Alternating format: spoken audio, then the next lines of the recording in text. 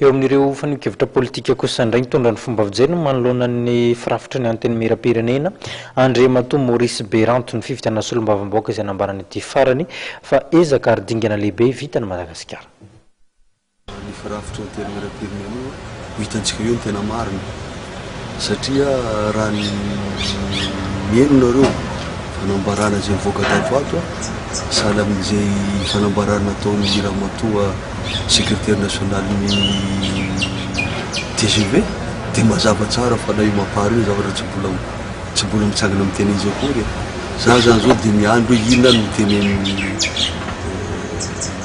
CES kasika andreny fanambarana zay verako azy fanambarana mafonja zay nataony Ramatoa iny vao tamin'ny Zoma zay.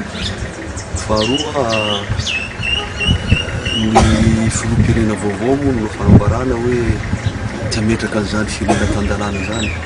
Ny firenena tan-dalàna zany zavatra mbola andala mpanaovana azy antsika mianakavy fa mbola tsisy firenena tan-dalàna eto.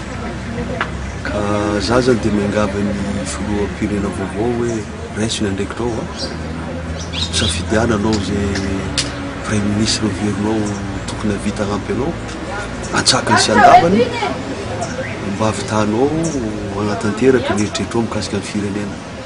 Fa raha ohatra izy manaiky bekony atsy hoe zay maro anisy groupe parlementaire sy ny sisa dia zareo nametraka premier ministre eo dia ho diso fanantenana indray mivoaka malagasy sahala amin'izy diso fanantenana foana efapolo taona zay. Ka za zany miangavy mihitsy raha miangavy ny era Journal Mampianina izay averiko ihany ekeko fa izy ny filoham-pirenena androany mba hitsangana amin'ny maha filoham-pirenena azy tokoa.